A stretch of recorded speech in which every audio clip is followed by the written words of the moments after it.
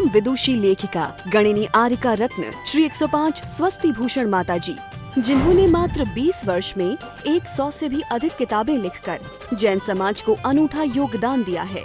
बड़े बड़े विधान जैसे कल्पद्रुम महामंडल विधान, सिद्ध चक्र महामंडल विधान, इंद्रध्वज महामंडल विधान एवं विशेष जिनपद, पूजांजलि आदि महत्वपूर्ण साहित्य बहुत ही सरल व सुबोध शैली में लिखे हैं, जिसमें गद्य एवं पद्य साहित्य भी समाहित है। इन महान साहित्यों को पढ़कर आप भी अपने ज्ञान का विकास कर सकते हैं। साहित्य प्राप्त करने हेतु आज ही संपर्क करें। संपर्क सूत्र 9215515167 97848 कई वर्षों से एक प्रश्न मन में था, कई दिनों से नहीं, कई वर्षों से। आत्मा के भाव और मन के विचार दोनों अलग अलग काम करते हैं या एक ही हैं? बहुत लोगों से चर्चा हुई, संतुष्टि नहीं मिली। आप इतनी जल्दी उत्तर नहीं दे सकते। जब मुझे कई वर्षों से उसका उत्तर नहीं मिला तो आप कैसे इतनी जल्दी उत्तर दे सकते हैं? एक प्रश्न बहुत गहरा है। इसका उत्तर पाने के लिए उतनी ही गहराई में उतरना पड़ेगा।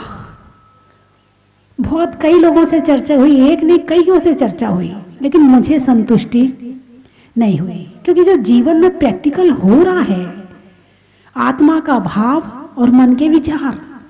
मन कहता है क्रोध नहीं करना, मन कहता है क्रोध नहीं करना, बहुत गड़बड़ हो जाती है, और ना चाहते भी क्रोध आ जाता है। अब बताओ, आत्मा के भाव अलग है कि मन के विचार हैं? क्या काम करते हैं? विचार काम करते हैं या भाव काम करते हैं? विचार तो रखे के रखे रह जाते हैं, अंदर में जो भावों में क्रोध भरा पड़ा है ना, वो असर दिखाता है। मन में आता नहीं, अब ईर्ष्या बिल्कुल नहीं करनी, आज के बाद ईर्ष्या बिल्कुल, किसी से कुछ नहीं कहेंगे। और जैसे ही सामने परिस्थितियां आती हैं, भाव उमड़ पड़ते हैं और काम हो जाता है। तुमने बहुत सोचा, मन ने बहुत सोचा, मन की बात नहीं मानी गई, जो आत्मा में भरा था वो काम हुआ। बात समझ में आई कि नहीं आई? आप मेरे जितने अंदर गहरे उतरने का प्रयत्न करें तो मेरी बात आपको लगेगा कि वास्तव में हम अपने अंदर जा रहे हैं। बाहर तो आजकल जैसे समुद्र है, समुद्र के ऊपर तो बहुत तैरते हैं, अंदर की गहराई में जाने वाला चाहिए। और ये मनुष्य शरीर ही ऐसा है कि जिसमें आत्मा की गहराई में पहुंच सकते हैं। दुनिया में कोई शरीर नहीं है, ना देवों का, ना नारकियों का, ना किसी का नहीं है। केवल एक मनुष्य शरीर ऐसा शरीर है कि जिसमें आत्मा की गहराई में पहुंचा जा सकता है, गुण स्थान बढ़ाया जा सकता है। यदि ये बात समझ में आ गई ना, बहुत बड़ी जिंदगी की चीज समझ में आ जाएगी कि आत्मा और मन के विचारों के माध्यम से हम आत्मा में संस्कार डालते हैं। अब आत्मा में कैसे जाते हैं? विचार तो बहुत आते हैं मन में, लेकिन आत्मा में कौन सा विचार घुसता है? आत्मा में वो विचार घुसता है जो हम जिसके प्रति रुचि ज्यादा रखते हैं, जिसके प्रति हमारा रुझान रहता है। हमारा रुझान किसकी तरफ ज्यादा रहता है? जिसके पुराने संस्कार आत्मा के भावों में पड़े होती है। दोनों बातें हैं। जिसके प्रति रुचि होती है वो आत्मा में घुसता है, और रुचि कहाँ जागृत होती है? जो भाव पुराने संस्कारों में आत्मा के अंदर पड़े होते हैं। तो आत्मा के भाव यदि इनको बदलना है तो मन के विचारों को तो करना ही पड़ेगा साथ में, लेकिन इसके साथ साथ पुरुषार्थ और प्रयास और मेहनत भी बहुत ज्यादा लगेगी। बिना पुरुषार्थ के अंदर के आत्मा के भाव परिवर्तित होने वाले नहीं है। विचारों को बदलना बड़ा आसान है, किताब पढ़ो विचार बदल गए, लेकिन उन विचारों पर फॉलो करने के लिए भाव चाहिए। बात समझ में आई कि नहीं आई? शरीर अलग है, आत्मा अलग है। ये विचार अभी दिमाग तक सीमित है। ये विचार अभी केवल दिमाग और मन तक ही सीमित हैं। रट लिया है कि आत्मा अलग है और शरीर अलग है। अभी जरा सा कोई आपकी चैन छीन के ले जाए, गले में जो चैन पड़ी है वो चैन छीन करके ले जाए। अभी मन ने कहा था कि आत्मा अलग है, शरीर अलग है, अब भाव क्या होंगे?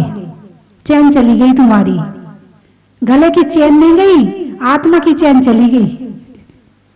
रोना धोना शुरू कर दोगे, रिपोर्ट लिखाने जाओगे, मन तो बेचारा एक तरफ पड़ा रह गया। जो मन में विचार रखे थे कि आत्मा अलग है और शरीर अलग है, और भाव उमड़ पड़े मोह के। कौन से भाव उमड़ पड़े? मोह के भाव उमड़ पड़े। चैन से मोह था, ये भाव अंदर में घुसे पड़े थे। बाहर विचारों में तो है आत्मा अलग है, शरीर अलग है, राजा राणा छत्रपति हाथन के असवार, लेकिन आत्मा के भावों में मोह पड़ा है। विचार, जब तक मन जागृत रहता है तब तक विचार चलते रहते हैं, लेकिन जैसे ही कोई परिस्थिति आती है भाव जागृत होते हैं और आत्मा अपना असर दिखाना शुरू करती है। अंदर में जो मोह पड़ा है वो रोना धोना शुरू करवा देता है। अब मन तो एक तरफ पड़ा है, भाव काम कर रहे हैं। बात समझ में आई कि नहीं? एक शब्द है इमोशनल, हिंदी में उसका अर्थ होता है भावुकता। हिंदी में उसका अर्थ होता है भावुकता, यानी कि जब मन सोचना समझना बंद कर दे, केवल भावों में बहा जाए, उसका नाम है भावुकता। उसका नाम है भावुकता। अब वो भावुकता किसी तरफ भी हो सकती है, क्रोध की तरफ भी हो सकती है, मान की तरफ भी हो सकती है, माया लोभ की तरफ भी हो सकती है, हिंसा झूठ चोरी कुशील परिग्रह की तरफ भी हो सकती है। वो भावुकता आपकी या संसारी प्राणी की राग में भी हो सकती है, द्वेष में भी हो सकती है, मित्रता में भी हो सकती है, शत्रुता में भी हो सकती है, सजने संवरने में भी हो सकती है, देखने दिखाने में भी हो सकती है। वो भावुकता कहीं भी हो सकती है। वहां दिमाग काम नहीं करेगा, वहां केवल भाव काम करेंगे। इंसान जब अपने आप को भूल करके काम करता है, अभी आप सुन रहे हो ना, आत्मा से सुन रहे कि मन से सुन रहे? अभी आप अपने आप को याद हो कि नहीं हो? आपको अपना हाथ याद आ रहा, पैर याद आ रहा, कमर पीठ सिर याद आ रहा, बाल याद आ रहे, कपड़े याद आ रहे? क्या नहीं आ रहे हैं? कुछ भी याद नहीं आ रहा और एकदम खो गए। ये स्थिति है भाव की, ये स्थिति है भाव की। और जब कोई सामने बैठा है और जब तुम चलते हो और तुम्हें पता है कि सामने वाला मुझे देख रहा है, तब आपकी चाल अलग होगी। बोलिए होगी कि नहीं होगी? और जिस समय पर आपको ये दिमाग में नहीं कि कोई मुझे देख रहा है, उस समय की चाल अलग होगी। जब ये पता है कि सामने वाला व्यक्ति बड़ा टैलेंटेड है, और जब उससे आप बात करते हो तो पूरे सावधान, हाथ भी हिलाओगे तो ध्यान से, पांव भी हिलाओगे तो ध्यान से, पलक भी झपकोगे तो ध्यान से, कहीं खुजली हो भी रही होगी तो अरे बोलिए ना, नहीं खुजाओगे। क्यों? अभी मन काम कर रहा है, अभी भाव काम नहीं कर रहे। मन सावधान है, मन इतना सावधान है कि कोई ऐसी वैसी क्रिया ना हो जाए कि मेरा इस पर गलत प्रभाव पड़ जाए। लेकिन जब आप अपने घर वालों से बात करते हो तब, अरे बोलिए ना, है तब आप ओरिजिनल होते हो, तब आप ओरिजिनल होते हो। वहां आपके असली शक्ल नजर आती है कि आपको कितना क्रोध आता है, कितना मान आता है, कितनी मायाचारी करते हो, कितना लोभ करते हो। तब आप वहां ओरिजिनल आत्मा के भावों से होते हो। और जब आप कहीं बाहर होते हो तो आप मन से होते हो। मन और आत्मा के भावों में अंतर बता रही हूं, समझने का प्रयास करना। जो मैंने समझा है, बाहर से बहुत खोजने का, लोगों से चर्चा करके प्रयास किया कि उत्तर मिले, मगर नहीं मिला।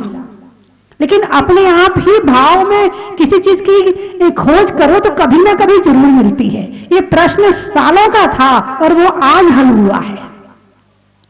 और आपका तो प्रश्न भी नहीं था, फिर भी आपको उत्तर मिल गया। आप बड़े पुण्यात्मा हैं। अरे बोलिए ना, हाँ बड़े पुण्यात्मा है कि आपको तो प्रश्न भी पैदा नहीं हुआ और उत्तर आपको मिल गया। कि आत्मा के भाव और मन के विचार, मन के विचार पुद्गलमय हैं। क्या कहा मैंने? मन के विचार पुद्गलमय है और आत्मा के भाव चेतनमय है। ये बहुत बड़ा अंतर है। आत्मा के भाव चेतनमय है और मन के विचार पुद्गलमय, दोनों बिल्कुल अलग हो गए। लेकिन जब मन के विचार भावों के साथ होते हैं तो वो भी फल उसी प्रकार ही देते हैं। और हमारे भाई साहब ने प्रश्न किया, भाव मन भी होता है? बिल्कुल होता है। भाव मन आत्मा का, द्रव्य मन पुद्गल का। भाव मन जो मैं चर्चा कर रही हूं आत्मा का, और द्रव्य मन पुद्गल का। द्रव्य मन माध्यम है भावों को निकालने का। भाव मन को निकालने का जो अंदर में है, जो सॉफ्टवेयर में पड़ा है, उसको हार्डवेयर करने का काम है द्रव्य मन का। क्रोध का, क्रोध में आप जब होते तो कुछ बोलते कि नहीं बोलते हो? बोलते हो ना? क्या बोलते हो? बहुत कुछ बोलते हो। गाली भी कब दी जाती है?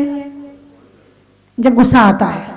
जब शब्द खत्म हो जाते हैं तो फिर गाली निकलनी शुरू हो जाती है। यानी सामने वाले को चोट पहुंचाना चाह रहे हो, लेकिन जो चोट पहुंचाने वाले शब्द हैं वो कम हो गए हैं। अब होलसेल में भी एक गाली दे दो तो होलसेल का काम करेगी।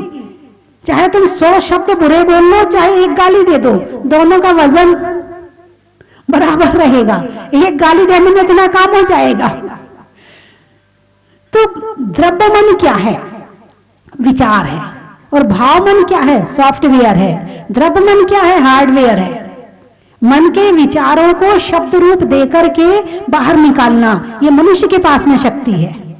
ये शक्ति किसके पास है?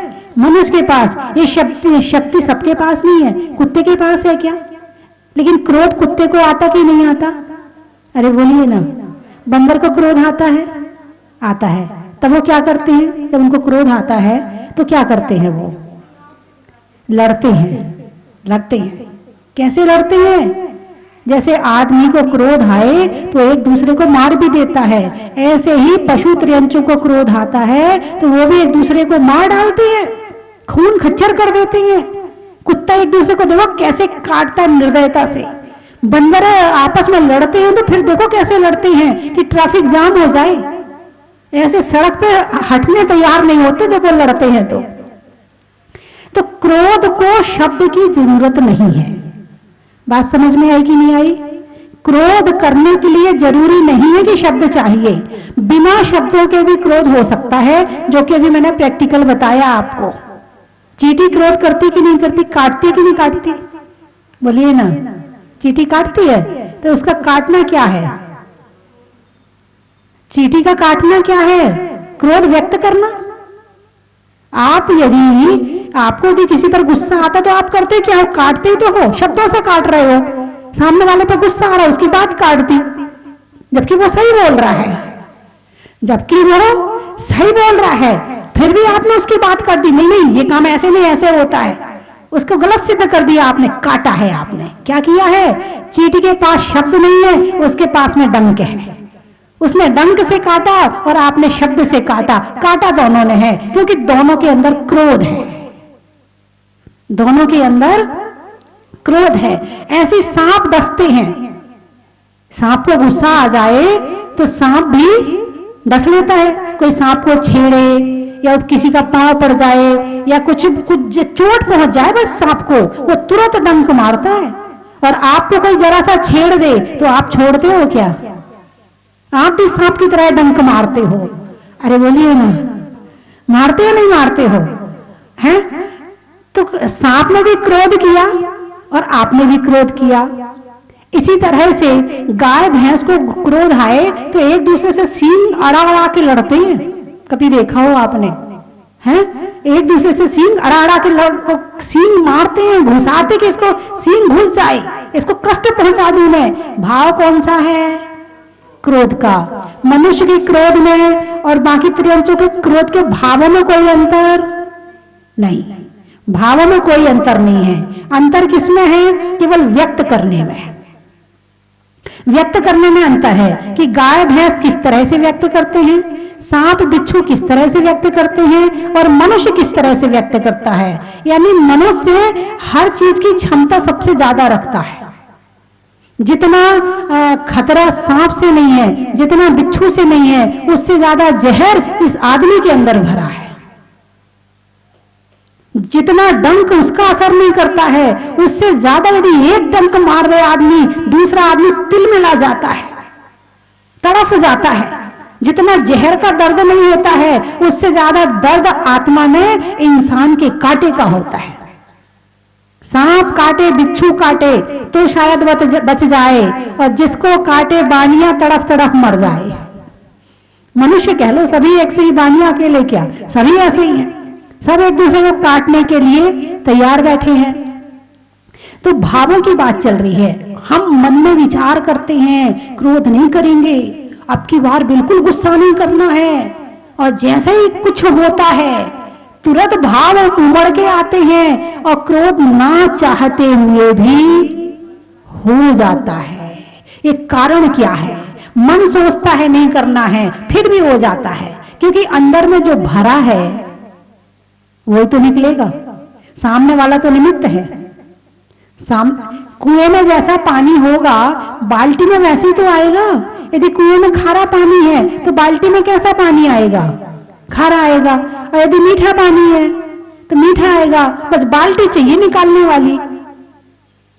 क्या चाहिए? बाल्टी चाहिए निकालने वाली।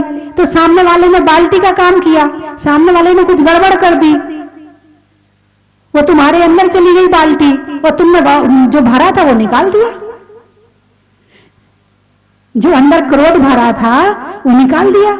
अच्छे सज जाओ, संवर जाओ, अच्छे कपड़े पहन लो, सोना चांदी पहन लो, अभिमान निकल गया जाता है।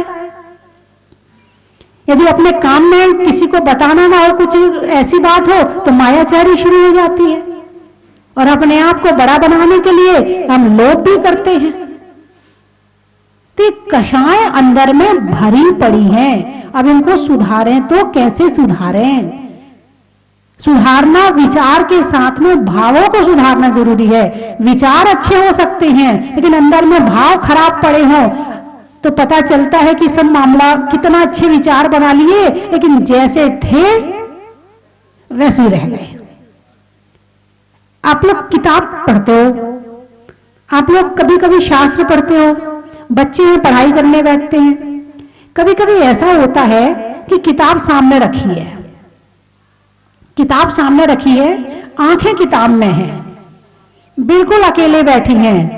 अब क्या हो रहा है बताइए मुझे? दिमाग कहीं और भाग रहा है। दिमाग ये ओरिजिनल, अकेले में बैठो ना तब ओरिजिनल स्थिति होती है इंसान की। सामने तो बड़ा सावधान रहता है, कपड़े ठीक से पहनेगा, ये करेगा, वो करेगा, ठीक से बोलेगा, ठीक से सारे काम करेगा, बड़ा सावधान है। लेकिन जब वो अकेला होता है ना, और अकेले में बैठकर उसे याद आ रहा है, नहीं मुझे भगवान का नाम लेना है, नहीं मुझे ध्यान करना है, नहीं मुझे अच्छे विचार बनाना है, यदि जिसने अकेले में साधना कर ली वो सबसे बड़ा विजेता।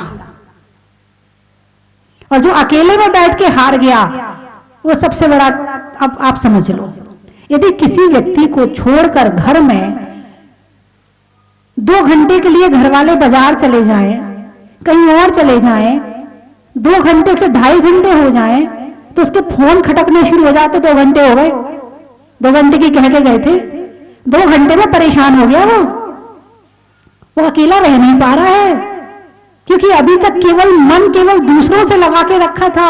अपनी आत्मा के साथ एकांत में कभी जिया नहीं हमने। कभी एकांत में अपने साथ जिया होता तो पता चलता कि एकांत की जिंदगी क्या होती है। और जब तक दूसरों से ही मन लगा के रखेंगे तो एकांत में परेशानी तो आएगी। तो एकांत में इंसान ओरिजिनल हो जाता है, और ओरिजिनल स्थिति इंसान से बर्दाश्त नहीं होती है, उसे कोई ना कोई चाहिए। अकेला नहीं रह पा रहा वो।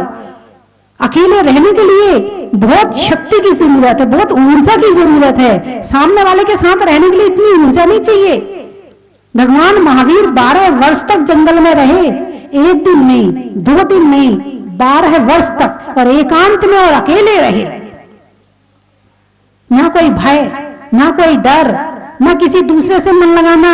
जिसका मन खुद से लगता है उसे किसी की जरूरत नहीं पड़ती है, और जिसका मन खुद से नहीं लगता है वो दूसरे को ढूंढता है, और जब दूसरे को ढूंढेगा तो लड़ाई झगड़े तो जरूर होंगे।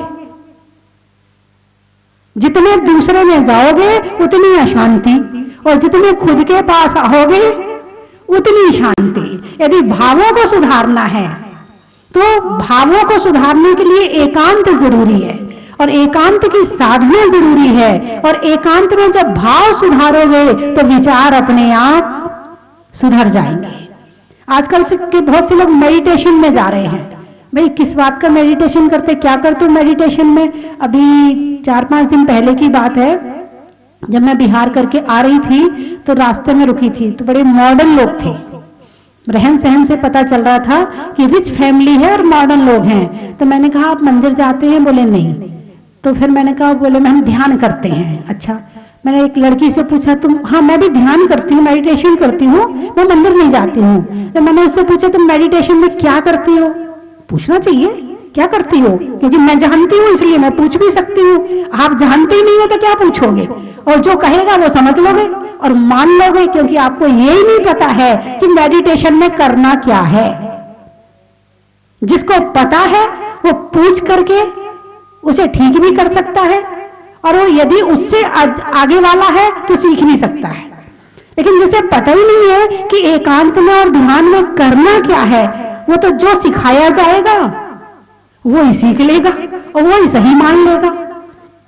तो मैंने पूछा आप क्या करते हैं मेडिटेशन में? बोले सांसों पे ध्यान करते हैं। मैंने कहा हो गया कल्याण, अकेले सांस देखते रहो बैठ के। इससे अच्छा तो कुछ काम कर लेते, वो ज्यादा अच्छा रहता। कुछ लिख लेते, कुछ पढ़ लेते।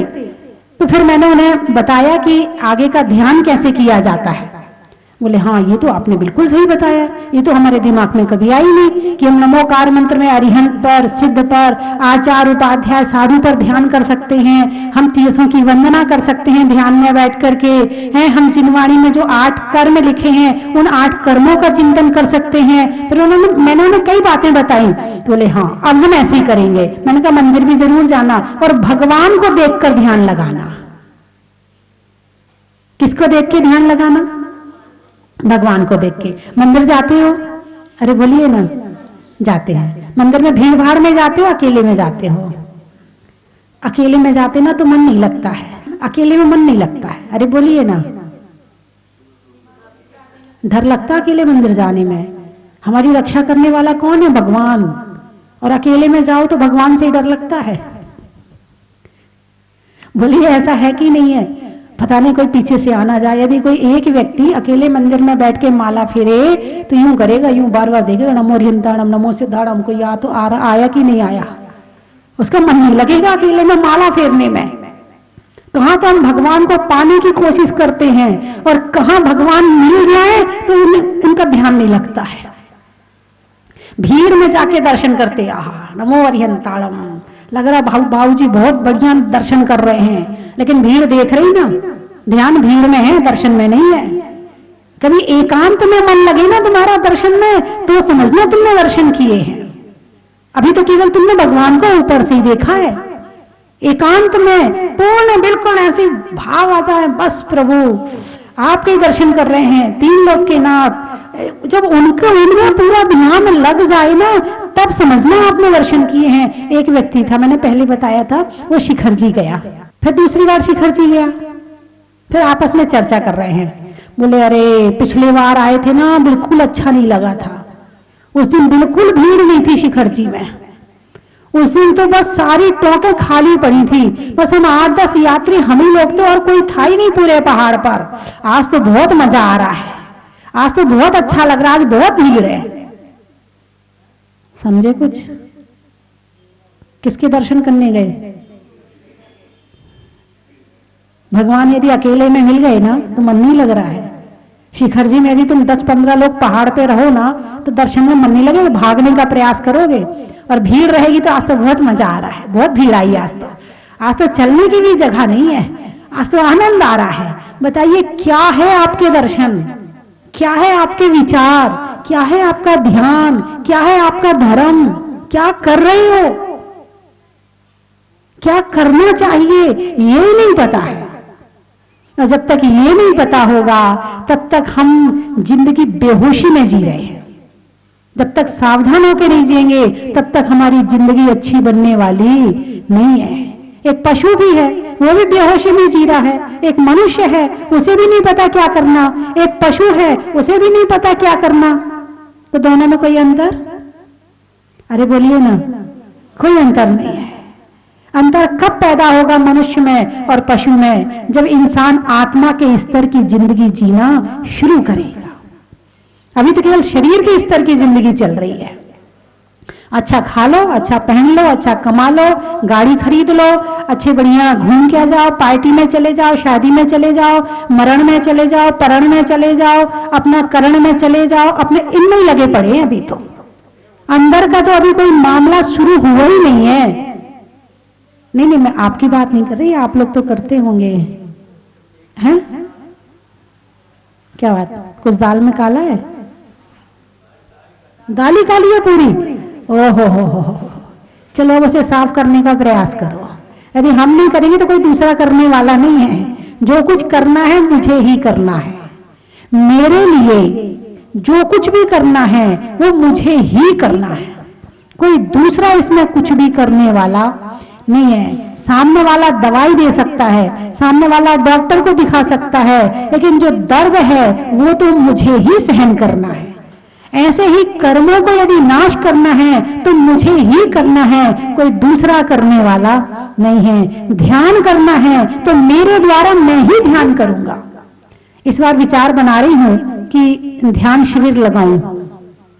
विचार बन रहा है कि ध्यान शिविर लगाएं, और ताकि कम से कम जो हमारे 24 तीर्थंकर की प्रतिमाएं ध्यान मुद्रा में है, तो कम से कम ये तो पता चले भगवान है क्या।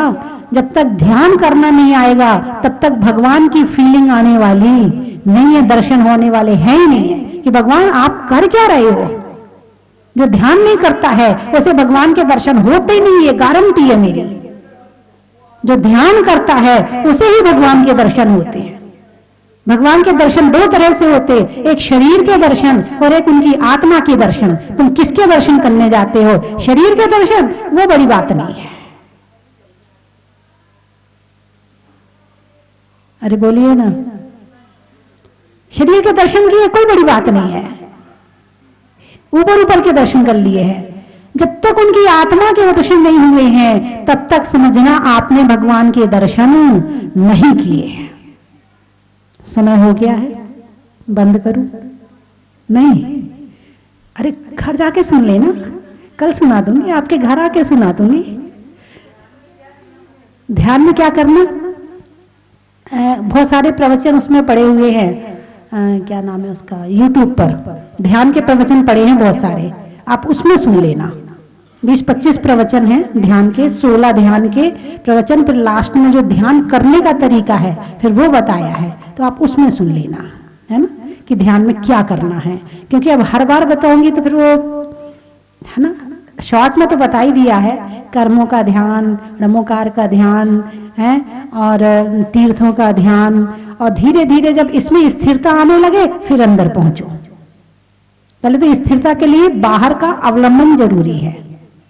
स्थिरता लाने के लिए बाहर का अवलंबन जरूरी है, और फिर धीरे धीरे सांसों के माध्यम से फिर अपनी आत्मा में उतरो। ठीक है, चलिए मैं 3 चीजें बोलूंगी, आपको कहना बड़ा ही महत्व है। आप लोग ध्यान व्यान कर सकते हो 2 मिनट का, कर सकते हो 2-3 मिनट बैठ सकते हो? कौन कौन बैठ सकता है, हाथ उठाओ। उसमें संसार का चिंतन नहीं करना, केवल आत्मा और परमात्मा। उसमें चाहे तीर्थ का, चाहे भगवान का, चाहे उनके गुणों का, चाहे ज्ञान दर्शन का, कुछ कभी कर लेना, मगर संसार का ध्यान नहीं करना। 2-3 मिनट का हो सकता कि नहीं हो सकता? हो जाएगा, हाथ उठाइए। चलिए जो टीवी में देख रहे हैं वो भी हाथ उठा लें, बहुत बढ़िया, है ना। बाहर के कई बार बाहर भी जाते हो तो बस में बैठे बैठे ध्यान लगा लो, बैठ जाओ आंख बंद करके, कौन क्या कहेगा, आंख ही तो बंद है, सोते भी तो हैं आंख बंद करके, है ना। तो जहां मिले मौका वहीं आंख बंद करके बैठ जाना, ठीक है। 3 चीजें बोलूंगी, आपको कहना बड़ा ही महत्व है। जीव में ज्ञान का, जीव में ज्ञान का, तलवार में म्यान का और करने में ध्यान का, चलने में पात का, मित्रों में साथ का और तीर्थंकर में मुनि सुब्रत नाथ का, हिंदी में मात्रा का, स्कूल में छात्रा का, आज आपकी जहाजपुर की यात्रा का,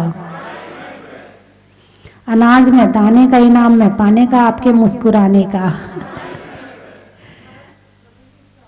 सहारनपुर से गाने में सुर का, नृत्य में नूपुर का, आने वालों में सहारनपुर का।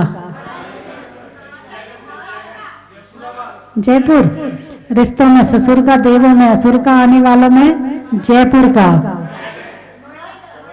जियागंज बंगाल, अच्छा। भोजन में दाल का, भोजन में दाल का, सिर पे काले बाल का, और आने वालों में जियागंज बंगाल का। जबलपुर, अच्छा। गाने में सुर का, नृत्य में नूपुर का, आने वालों में जबलपुर का। नोएडा, भोजन में बड़ा का, गर्मी में घड़ा का, और आने वाला में नोएडा का। भोपाल, अच्छा। खिड़की में जाल का, गर्मी में रुमाल का, और आने वालों में भोपाल का। पिड़ावा, मिठाइयों में मावा का, मिठाइयों में मावा का, बीमार में दवा का, और आने वालों में पिड़ावा का।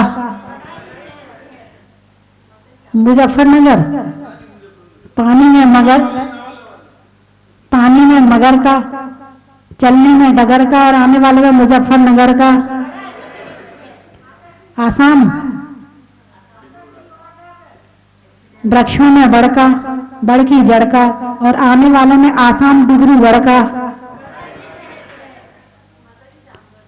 घर में मुखिया का, होने में सुखिया का, और आने वालों में तीन सुखिया का। लोहारदा, घर में दादा का, करने में वादा का, और आने वाले में लोहारदा का।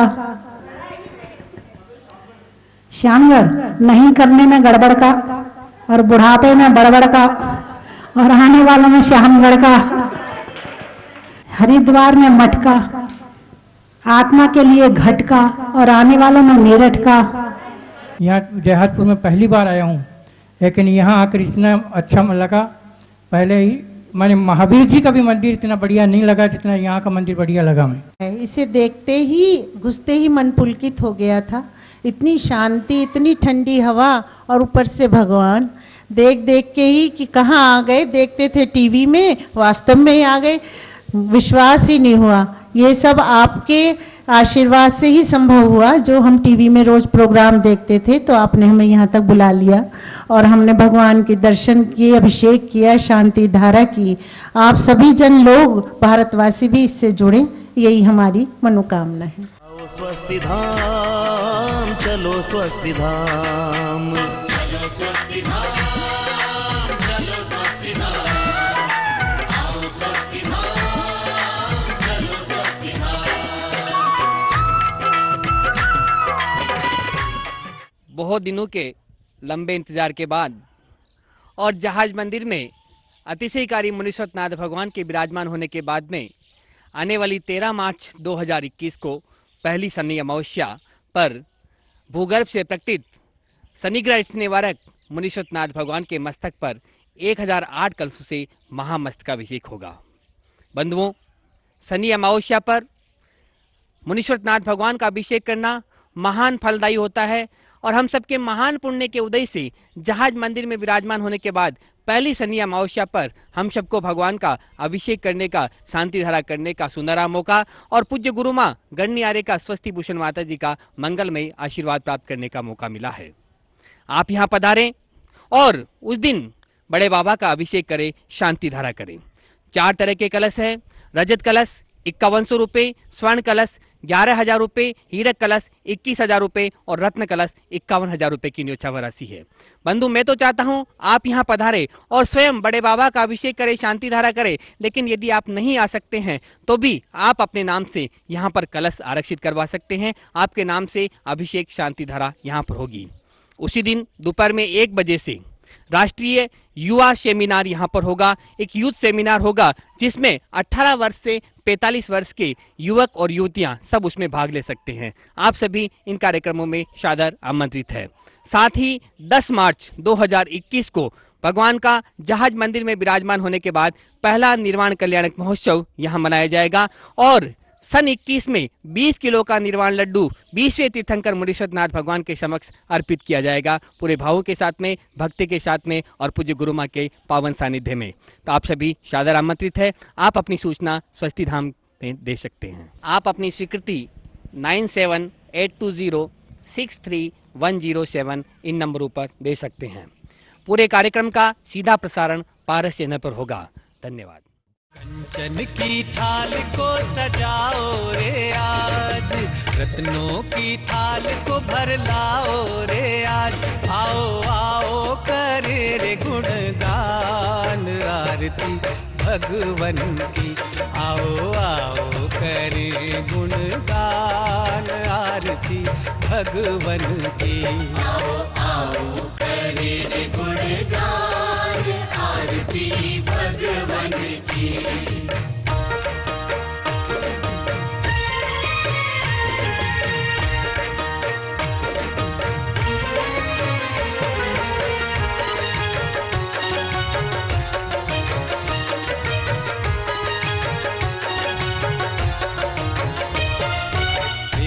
सुमित्र के राज दुलारे, माँ पद्मा जी के नैनों के तारे। पिता सुमित्र के राज दुलारे, माँ पद्मा जी के नैनों के तारे। राजगृही में जन्म लियो आप, राजगृही में जन्म लियो आप। आओ आओ मनाए खुशी आज आरती भगवन की। परम विदुषी लेखिका गणिनी आरिका रत्न श्री 105 स्वस्ति भूषण माता जी, जिन्होंने मात्र 20 वर्ष में 100 से भी अधिक किताबें लिखकर जैन समाज को अनूठा योगदान दिया है। बड़े बड़े विधान जैसे कल्पद्रुम महामंडल विधान, सिद्ध चक्र महामंडल विधान, इंद्रध्वज महामंडल विधान एवं विशेष जिनपद, पूजांजलि आदि महत्वपूर्ण साहित्य बहुत ही सरल व सुबोध शैली में लिखे हैं, जिसमें गद्य एवं पद्य साहित्य भी समाहित है। इन महान साहित्यों को पढ़कर आप भी अपने ज्ञान का विकास कर सकते हैं। साहित्य प्राप्त करने हेतु आज ही संपर्क करें। संपर्क सूत्र 9212515167, 97848533787।